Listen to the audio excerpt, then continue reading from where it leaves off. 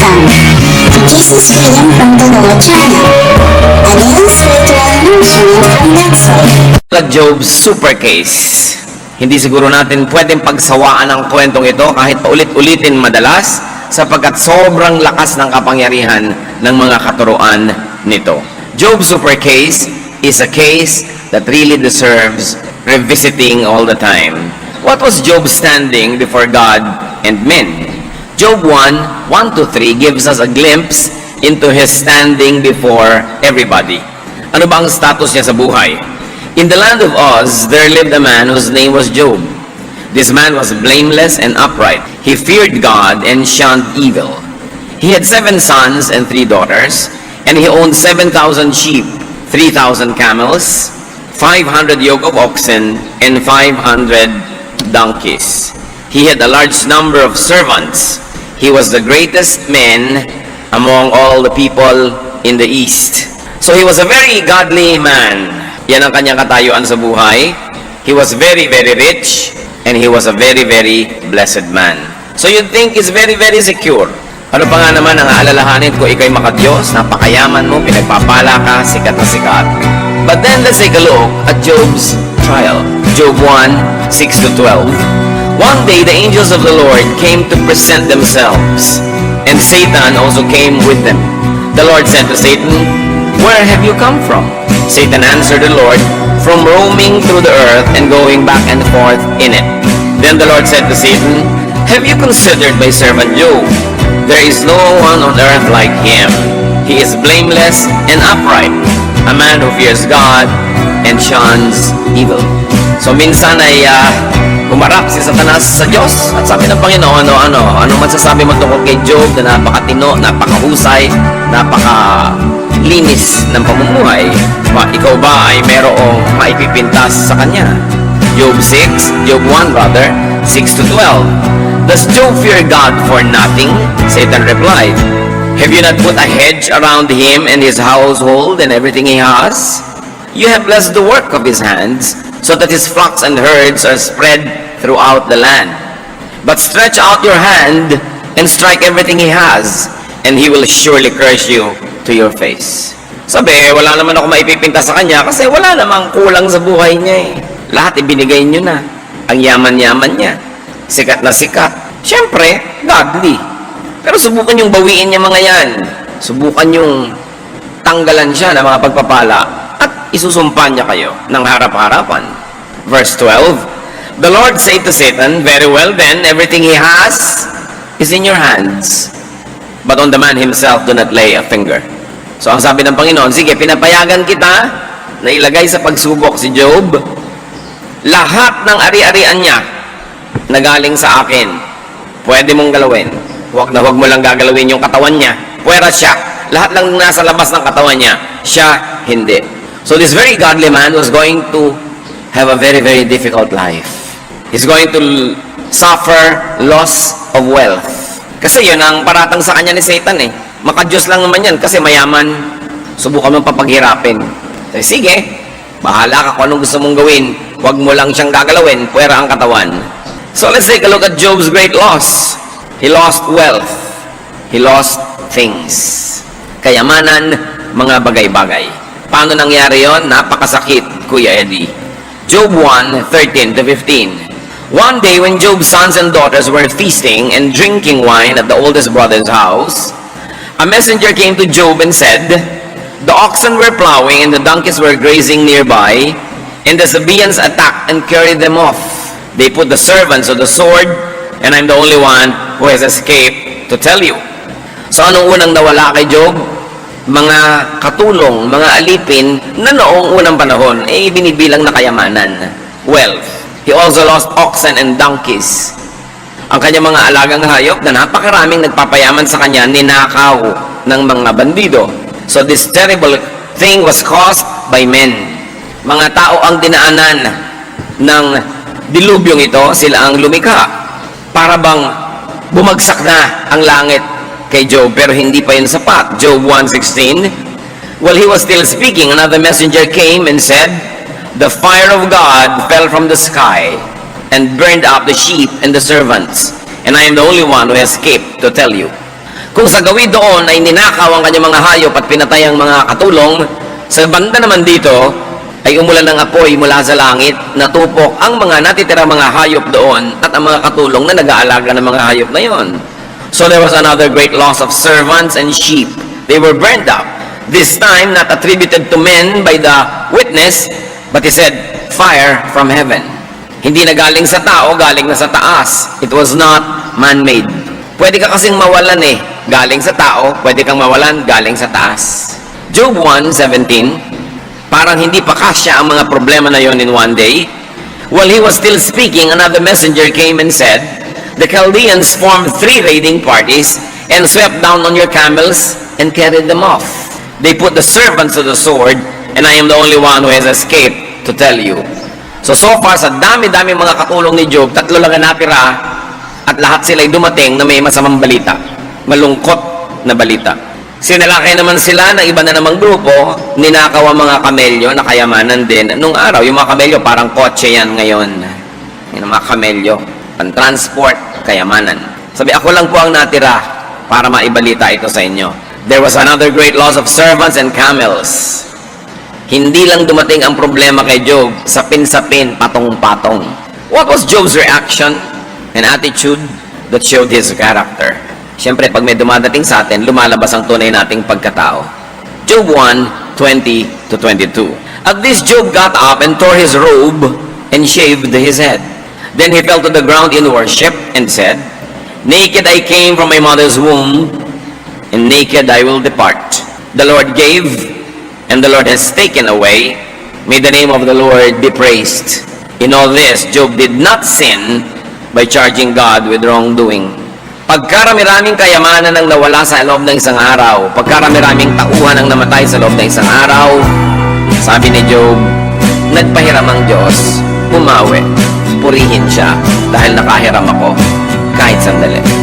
At sinabi sa Biblia, sa lahat ng yan, hindi siya nagkasala. Hindi niya sinisi ang Diyos. Hindi katulad ng marami sa atin, biglang sisisihin ang Diyos. Why, oh God? Why, oh why? Bakit? Bakit ako pa? Yun ang tanong natin. What makes you better than your neighbor para sabihin, bakit ako pa? Bakit yung asawa ko pa? Bakit yung anak ko pa? Dapat nating suriin na lahat tayo ay nagkakasala sa Diyos. Balikan natin si Job. Anong ginawa niya? He mourned. Nagluksa. Nakakaluksa naman talaga yung nangyari. Alam naman mag-party ka. Nalungkot. Inahit niya ang kanyang buhok, nakakalbo siya. Sinira niya yung kanyang damit bilang sagisag ng pagluluksa. Tapos nagpatira pa sa Diyos. He worshiped God. Hindi siya nag-worship nun bilang masayang tao. Nag-worship siya bilang isang nagluluksang tao. Mga kapatid, hindi lang po masaya ang nag-worship. Kahit ka malungkot, kahit ka nawalan, kahit ka naubusan, kahit ka nagluluksa, pagsamba pa rin sa Panginoon ang dapat gawin. Kaya napakaganda na kanyang kasaysayan na hindi natin pinagsasawaang balik-balikan. Bakit niya nagawa yon? Nasa kabila ng lahat sumamba, he refreshed his memory that he never really owned anything. Importante yon. Nawalan kayo ng kwintas, nawalan kayo ng kotse, nawalan kayo ng bahay, alalahanin nyo nung bata pa kayo, yung pinakamalayong mababalikan ng inyong alaala. Wala naman kayo ng kotse na yun wala naman kayo ng kwintas na yun, wala naman kayo ng ganung bahay o gamit. So, ibinigay lang sa inyo. Hindi dapat ipagtampo kung binawi. Mahalagang maalala na wala tayong pag-aari. Kaya sa wikang Tagalog, ang tawag sa property, ari-arian. Kunwari lang, hindi talaga sa'yo. Napakalalim ng kultura natin tungkol sa ownership. Sa atin, hindi natin yan masyadong ina-emphasize. Kaya sa mga probinsya, may kudkurang ka ng nyog, wala, nasa kapitbahay. Nung tingnan mo, wala din doon, ipinahiram na niya sa kabilang baryo. Nung sinundan mo doon, nakarating na rin sa kabilang kalayo-layuan. Kasi hindi naman clear kung sino may-ari niyan Kaya sa ating original culture, hindi naman nagbabakod ang mga tao. Masagwan tingnan. Kasi parang ayaw mo magparaan. So pagka sa mga probinsya, magbabakod ka, nakakahiya yata sa mga kapitbahay natin. Yung mga kagandahang asal na nawawala na because of our urbanization and westernization. The Western concept of ownership. Pagka may silyang bakante, merong gustong umupo, ang sasabihin sa'yo, may nakaupo ba dyan? Sabi mo, meron. Kahit wala. Kasi nasa banyo pala. So sa atin kasi ang tao, espiritu, kahit nandun siya, nandito rin siya. Kaya may nakaupo. May nakaupo na ba? Alis ka naman. Sa English yon, hindi naman sasabihin, Is somebody sitting there? Although ganoon mag-English, yung mga Pilipino, ini-English yung Tagalog. Is somebody sitting there? No? Sa English talaga sabihin, is it taken? Sasabihin sa'yo, it's taken. May-ari. Kasi ang Western culture is a culture of ownership. Sa atin is a culture of sharing. Kaya sa probinsya, may puno ka, maraming pumipitas. Pumipitas-pitas ka rin sa iba. Ngayon, nadala na natin yan hanggang sa modern time na yung sweldo nung nag-Saudi na kapitbahay mo, gusto mo rin pumitas. Na dapat naman, mag-observe ka na ng konting pag-iiba ng style. We don't own anything. Pinanganak ang hubad, walang-wala.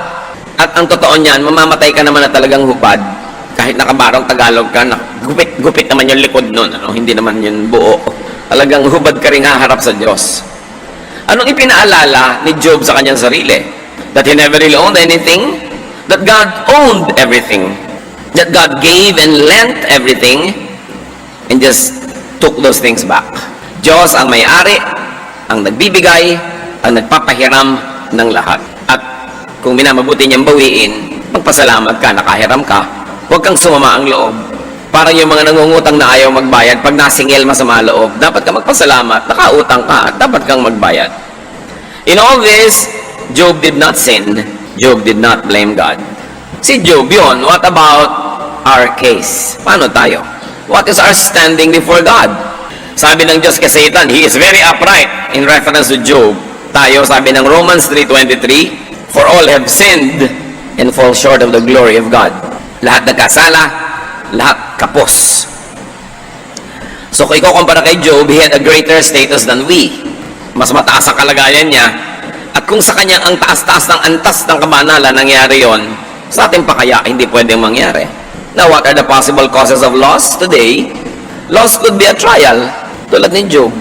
Trial kung banal ka, ang sinusubok lang, mga banal.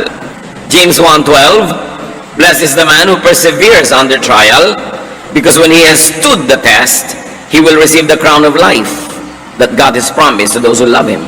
Pinagpapala daw yung sinusubok.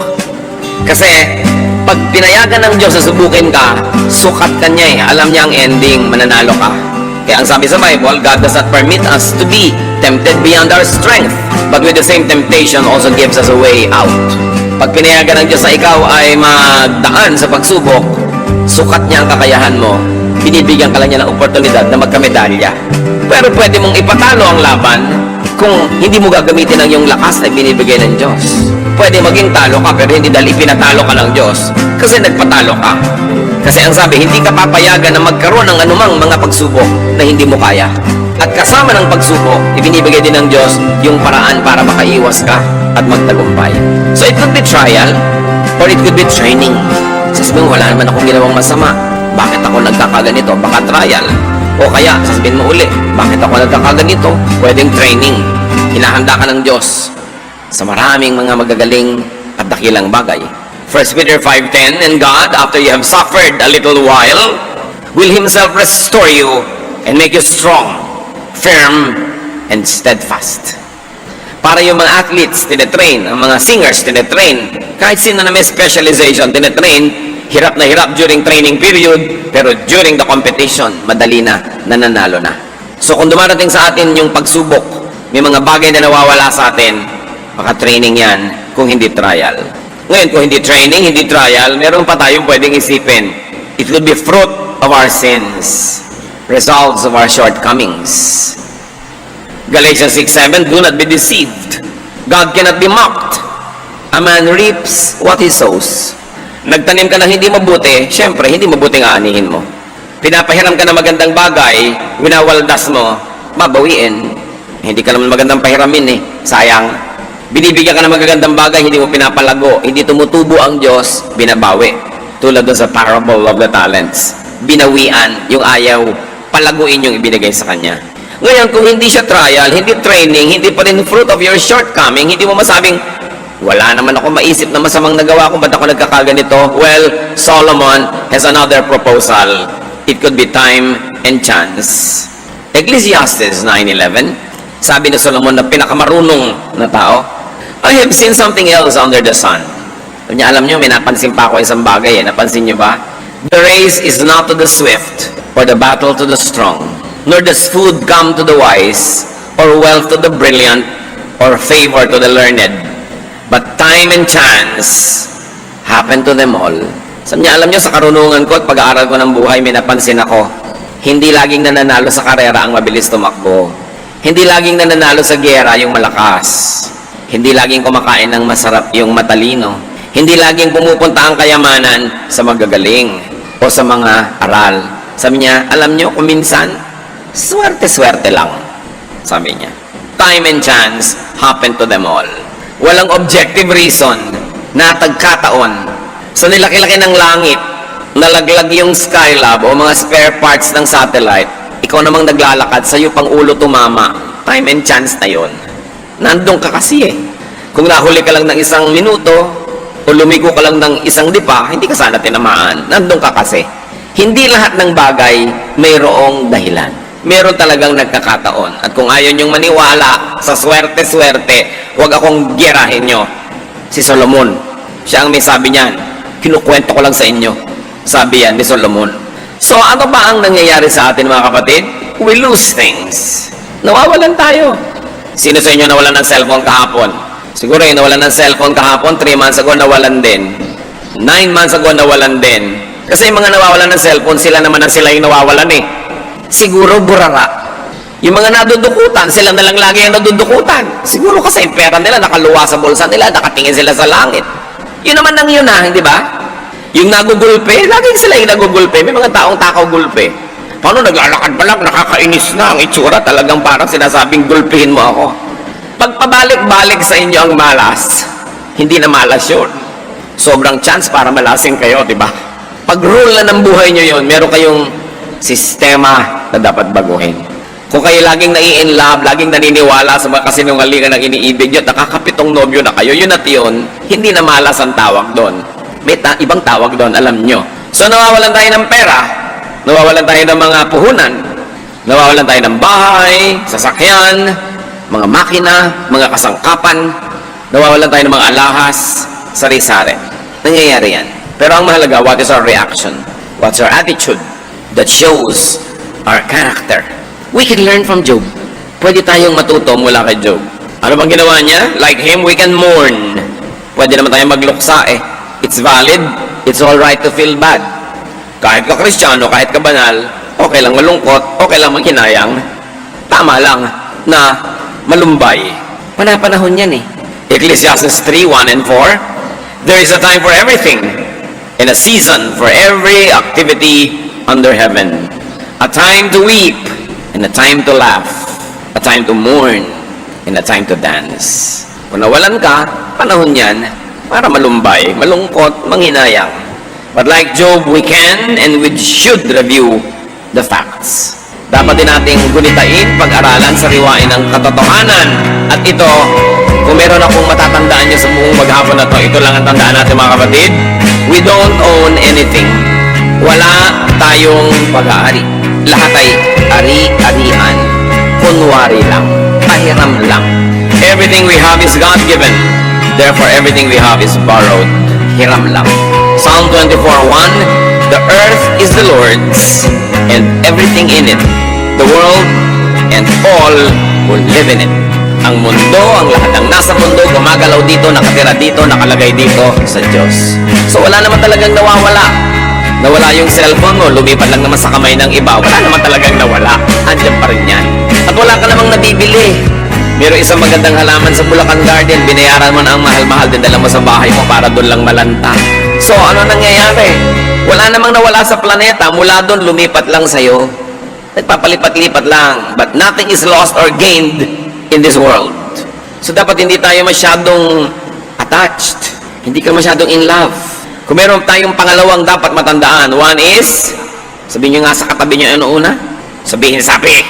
Ano? You don't own anything. Number 2, you cannot lose anything you never owned in the first place. Yun lang, pwede na kayo umuwi. Yun na yung mensahe. Wala tayong pag-aari, therefore, walang pwedeng mawala sa atin. Kasi paano mawawala sa'yo yung hindi naman sa'yo? So, ay, nawalan ako ng pera. Hindi ka nawalan ng pera. No? Pinanganak ka, wala ka ng dalang pera eh. Hindi sa'yo yun, so hindi nawala. Walang nawala. Nawalan ako ng asawa. Bakit na ipanganak ka ba? May asawa ka na. Hindi nawala. Hindi naman sa'yo eh. Walang nawawala. Alam niyo kung bakit tayo nagdurusa? People suffer loss because they are deceived into thinking as owners. Nadadaya tayo ng mundo para mag-isip tayong tayo'y may-ari. Wala tayong pag-aari. Kaya talaga napakaganda ng wikang Tagalog eh. Ari-arian. Pag ginamit sa Tagalog yung salitang ari, yun ang private part mo, talagang sa'yo na yun. Itagu-tagumot sa'yo. Pero yung mga bagay-bagay, ari-arian lang. Kaya hindi ka dapat masyadong in love. We do not even own our bodies.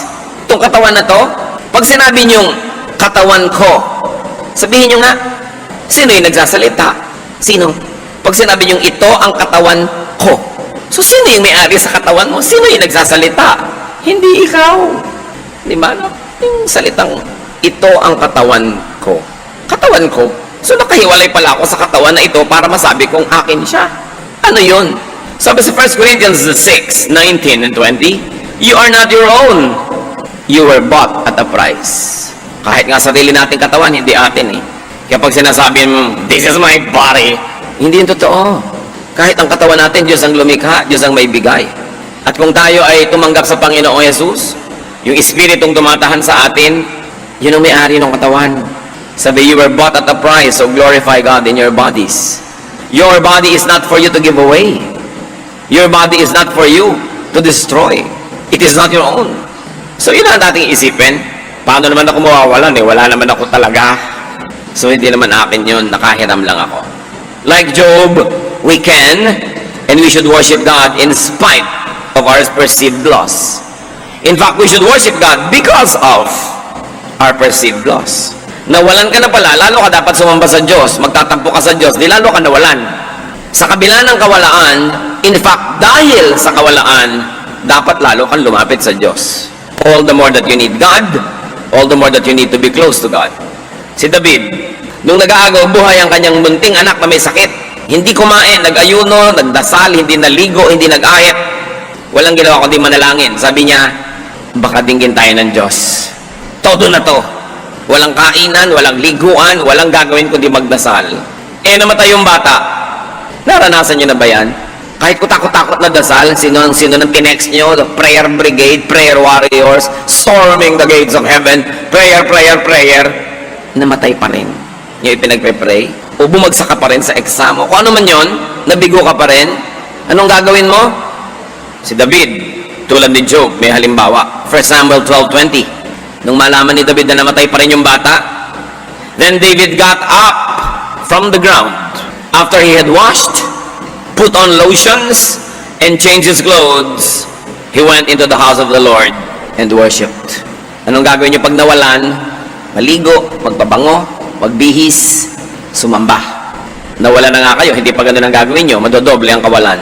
Hindi siya naintindihan ng mga katulong. Sabi, bakit po kayo ganyan nung buhay yung bata? Ang lungkot niyo. Ngayong namatay, mukhang sumaya pa kayo. Hindi ako sumaya, sabi niya. Nung buhay pa, may magagawa pa tayo eh. Ngayon namatay na, wala na. Ano pang gagawin natin? Sumamba tayo, yun ang dapat natin gawin. Alam nyo kung kailan nyo pwedeng gawin yun, mga kapatid? Yung pag may namatay, eh magbibihis kayo, magpapabango, kakain. Kung nung habang nabubuhay, eh pinanalangin nyo, pinaglingkuran nyo, ginawa nyo lahat ng magagawa nyo, tapos namatay pa rin, tumigil na kayo sa kalungkutan. Nagawa nyo ng gagawin nyo eh. Pero kung wala naman talaga kayong ginawa, eh talagang dapat kayong malungkot niyan. Kaya dapat yung ginagawa mo para sa mahal mo sa buhay, habang buhay. Para kung namatay, pwede kang maligo, magpabango. Huwag niyong paniwalaan yung mga matatanda sa probinsya na ayaw kang papaliguin pag may namatay. Miserable na ng itsura mo kasi. Pero alam niyo, meron din kahulugan nyo kasi nung araw yung mga banyo ng mga bahay ang lalayo eh. Tapos ang daming naglalamay, balot ka ng tuwalya, dadaan ka, excuse me, para ka lang maligo doon sa batalan, nakita ka na ng lahat ng naglalamay, kaya ka hindi pinapapaligo. Ngayon naman, may private banyo ka, pwede nang ibahin ang tradisyon. Ang atin po mga tinatawag ng mga pamahiin, may practical use lahat yan. Yung sabihin, ay huwag kang luluha doon sa namatay, bla bla bla. Kung ano-ano lang yun, pero ang ibig sabihin lang, take control of yourself. Ganun lang. Very, very practical. Yung, huwag kayong magwawalis dahil may patay. Kasi nga naman, hirap ka na, ang lungkot-lungkot mo na, ang dami-daming tao, dumudumi yung bahay, tapos ine-expect ka pa, linis ng linis. Doble hirap naman. Kaya tinotolerate ka na huwag maglinis, umiimbento ng mga bawal maglinis. Actually, ang tatalino ng mga tinatawag yung pamahiin, laging may practical use. But when the use no longer exists, then you can change the ways. So, itong si Job, Namatay lahat ng katulong. Namatay ang mga anak. At hindi pa yun ang topic natin. Sa second service pa yun, yung mga anak. Ngayon, kayamanan pa lang. Nawala ang lahat-lahat. Alam niyo, sabi ng kanyang asawa sa Job 2:9-10, his wife said to him, "Are you still holding on to your integrity? Curse God and die." Pagbihira ng mga asawa to, kaya pala hindi kasama sa kinuha ni Satanas. Kakampi. Sabi, ano ka ba? Namayawang yung asawa. Worship ka pa ng worship dyan eh. Naghirap na nga tayo dito. Ba't di mo nalang murahin ng Diyos? At mas mamatay ka na rin. Kaya itinira ni Satanas, kakampi sa pagpaparusa kay Job. Verse 10, he replied, "You are talking like a foolish woman. Shall we accept good from God and not trouble?" O nga naman, pagbira ka, hindi ka magpakatalino. Pipiliin lang ba natin na tatanggapin natin sa Diyos? O anong gusto niya ibigay? Yun ang tatanggapin natin. So the lesson from Job, accept whatever God gives you. Tanggapin mo kung anong binibigay sa'yo, o kaya tanggapin mo kung anong binabawi sa'yo. Hindi naman pwede magkamali ang Diyos. Like Job, do not sin. Do not blame God. Especially do not turn away from God. In fact, get closer to God. Yun na lang ang defense mo. Lumapit ka lalo sa Diyos. So Job passed the test. At dahil in flying colors, he passed the test, Job 42:12 tells us, the Lord blessed the latter part of Job's life more than the first. Sa makatuwid, kung gaano karaming kayamanan ni Job nung una bago nalipol, dinoble pa ng Diyos. At kahit namatay lahat yung anak niya, binigyan siya ng pagkahaba-habang buhay na nagkaroon pa siya ng mga anak na higit pang magaganda at higit pang mas magagandang lalaki. Job 42:16-17, after this, Job lived 140 years. He saw his children and their children to the 4th generation, and so he died, old and full of years. Hindi siya 140 years old, mga kapatid, ha? After everything happened, he lived an additional 140 years. Gusto niyo yun? Naku, mahihirapan ang mga dermatologist sa inyo niyan. Pero, pwede. Kasi, walang imposible sa Diyos. Sabi na anghel kay Mary, nung sinabi ni Mary, kadalaga kong tao, magbubuntis ako, Luke 1:37, nothing is impossible with God. Mga kapatid, kung meron sa ating nakaranas ng yumaman, tapos naghihirap uli, pwede kayong yumaman uli? Si Job nga eh. Nawalan kayo ng asawa, pwede kayong magkaroon muli, lalo't namatay na siya. Nawalan kayo ng pag-ibig, pwede magkaroon muli, muling buksan ang puso. Nawalan kayo ng mga bagay-bagay, nalugi kayo sa negosyo, pwede pa kayong bumangon. Bakit? Kasi yung Diyos ni Job, Diyos niya rin eh. Pwede. Pwede tayong makabangon muli. Ang ganda ng kasaysayan. When facing and suffering loss, do a Job. Trust God. Magtiwala. Pag nawawala na kayo ng mga bagay-bagay, nawawala na kayo ng mga tao sa paligid, tiyakin yung hindi kayo mawawala ng pananalig. Kasi yun na lang ang natitira nating yaman at pag-asa. Proverbs 3:5, trust in the Lord with all your heart and lean not on your own understanding. Huwag kang magtiwala sa sarili mong dunong, sa sarili mong karanasan, sa sarili mong logic. Sometimes, hindi logical sa ating standard ang ginagawa ng Diyos. Sabi niya, lagi kang magtiwala and entrust yourself to God. Nawawalan ka na nga, kanino pa ipagtitiwala ang sarili mo? Dapat sa Diyos. Hindi kung kanino. Jeremiah 29:11, sabi ng Diyos, for I know the plans I have for you, declares the Lord. Plans to prosper you and not to harm you. Plans to give you hope and a future. Pwede nating angkinin ng pangako na ito. Sabi ng Diyos, may plano ako sa iyo. At hindi masama ang plano ko para sa iyo. Ang plano ko, payamanin ka. Di ka saktan. Bigyan ka ng pag-asa. Isang magandang kinabukasan. May plano ang Diyos. Dapat tayong magtiwala at dapat tayong sumunod. At kung tayo nawalan, on a practical level, do what you can to regain lost things. Kumilos ka uli. Nalugi ka pala, mamuhunan ka uli, kahit konti-konti na naman. Siguradong may natutunan ka na sa nakaraan mong pagkalugi, better ka na ngayon. Dapat magtrabaho uli, sikapin muli, nasaktan ang puso mo, pagalingin mo, tapos magmahal ka uli. Kailangan, handa ka na bawiin ang mga nawala. Proverbs 14:23, all hard work brings a profit. Pag nagsisikap, meron kang pakinabang. Sabi ng matatanda, pag may tiyaga, ay nilaga. Pag may isinuksok, may nabubunot. Alam nyo kasi yung teorya na yun noon, ang mga bubong nung araw nipa, sapin-sapin na ganon. Pag nagluluto ka, halos abutin mo yung bubong mo. Abot mo. So pag may pera ka, isinuksok mo doon, sabi niya, may mabubulot ka. Pag may tinago ka, meron kang ilalabas sa pangangailangan. It's very important. Meron pa bang isang dahilan kung ba tayo nawawalan, mga kapatid? Nawawalan tayo para yung kamay natin mawalan ng hawak, para muling maging bukas, para tumanggap ng bagong pagpapala. We lose to find. We lose so that we can be empty enough to receive new blessings. Kaya kung nawalan kayo ng boyfriend, ang lungkot-lungkot nyo, huwag nyo isipin yan. Binibigyan lang kayo ng pagkakataon ng Diyos na maging bakante para dumating yung mas mahusay. At pag dumating na yung mas mahusay, pupunta ka kay X. Sabihin mo kay X, thank you very much that you were such a monster. Kung hindi sana ako natauhan at hindi ako magkakaroon ngayon itong Mr. Right. Idalangin nyo pagka kayo nawala ng ganon, lalo't inapi-api kayo, kinawawa-kawawa kayo, pasalamat kayo't nawala. Ngayon, bakante kayo para tumanggap ng bagong pagpapala. Kaya lang, huwag naman yung pag nakita nyo si X, nakayuko kayo sa lupa dahil yung bago nyo ngayon, worse. Para ka naman hindi natutunon. No, kailangan sasabihin mong, thank you so much, it did not work. Salamat na lang hindi siya nag-work kasi kung nag-work yun, hindi ko makikita tong isang to. Live in that hope. Because as they say, when God closes a door, He opens a gate. Hayaan nyo magsara ang Diyos. Alam niyang ginagawa niya. Meron siyang ibang bubuksan kung ikaw ay anak niya at ikaw ay nananalig. Sumusunod. Even if Job's happy ending doesn't happen exactly to you, be exactly like Job in sticking closely to God.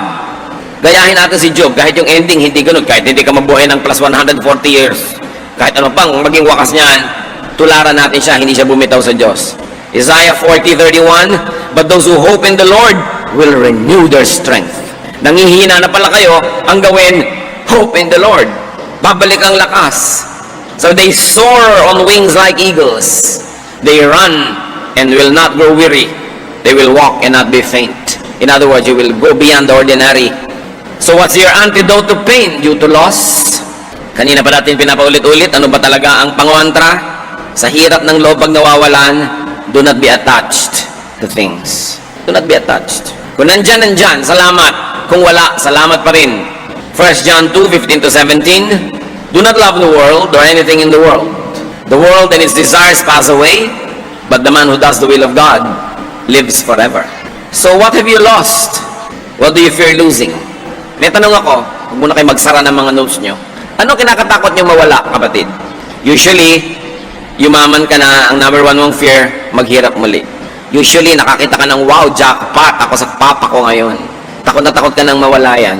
Nakarating ka na sa isang level ng pamumuhay na ang taas, ang takot mo bumaba uli yun. Alam nyo dapat gawin kung natatakot tayong ganon, mga kapatid? Practice. Mag-practice kayo na mawalan. Para kung sakaling dumating, huwag naman, medyo sanay kayo. Halimbawa, marami kayong sasakyan, 30 taon na kayo hindi nakakapag-bus. Paminsan-minsan mag-bus kayo. Ang dami-dami yung pera, nabibili nyo lahat ng kakainin nyo. Paminsan-minsan, sasabihin nyo sa inyong bahay, oh, today we're going to live on a wage earners budget. Sa 3 araw, kakain tayo ng kinakain ng mga minimum wage earners. Practice. Sanay kayo lagi naka-aircon. O ngayon, mga 2 araw wala tayong aircon. Mag-practice. Kung dumating man, medyo may rehearsal ka, hindi masyadong shocker. At kung hindi dumating, na sana'y wag, nadama mo muli kung paano mahirapan, at kung ganon, bumubukas ang iyong puso sa mga nakapaligid sa iyong nandun pa sa hirap. Kung minsan kasi gumiginhawa ka, namamanhid ka sa kahirapan, ayaw mo nang balikan, ayaw mo nang sariwain dahil traumatic, pero nakakalimutan mo ring maraming taong nagdurusa pa na pwede mong tulungan. Na-review. Mahalaga yun. Mag-practice. And stay godly. Bagamat staying godly is not always a guarantee against difficulty. Kung minsan nga, kaya ka nahihirapan, godly ka eh. Tulad ni Job. Pero pag nangyari yon, may maganda naman layunin ng Diyos. At hindi siya nagkakamali. Pero ang talagang tunay na message natin, mga kapatid, you will never lose anything because you don't own anything. You don't own anything. So huwag kang matakot mawalan. Matthew 6:33, seek first His kingdom and His righteousness, and all these things that you like will be added to you. Aming Diyos, salamat sapagkat kayo ay Diyos na may-ari ng lahat at nagpapahiram sa amin. Turuan mo nga po kami, Lord, na bagamat nag-e-enjoy ng mga bagay na ipinapahiram nyo, huwag masyadong ma-in-love, huwag masyadong ma-attach. Na ituring namin ito'y ari-arian, at kung ganoon sa inyo, kung ganoon dapat namin i-share, at dapat huwag naming sambahin. Ipakita mo sa amin, Panginoon, ang aming mga kinakatakutan at ipaliwanag mo sa amin kung ba't hindi kami dapat matakot. Sa mga kapatid na ngayon ay nagdurusa dahil nawalan o inaakalang nawalan, yung comfort nyo, ibigay nyo, Panginoon. Enlightenment, empowerment. Pabawiin nyo, Panginoon, pabangunin muli kung saan dumapa ang iyong mga anak. Help us and teach us how to recover so that we can regain lost ground and we can continue to live in your favor. Sa mga kapatid naman na nabubuhay sa ginhawa, sa tagumpay, huwag mo kaming payagang malasing at lagi naming maalala ito'y hiram. May pananagutan kami sa inyo na nagpahiram at sa aming kapwa, lalong-lalo sa mga hindi nakakahiram. Turuan niyo kami maging mabait at mabuti. Patuloy na yung magbulay-bulay mga kapatid, imuko tayo sa presensya ng Diyos at humingi pa sa Panginoon ng mga practical, ng mga application ng katotohanan ito. What you do when you lose things, what you do so you don't lose things, or don't even think that you can lose anything because we don't own anything. O Diyos, turuan niyo kami, kausapin niyo kami, comfort those that needs comfort, afflict those that need affliction, lalo yung mga umaabuso, sumusobra sa pagkakamkam ng mga bagay-bagay. Ituwid mo kami, ipakita mo sa amin, Panginoon, kung anong kahulugan na kayo ang may-ari ng lahat.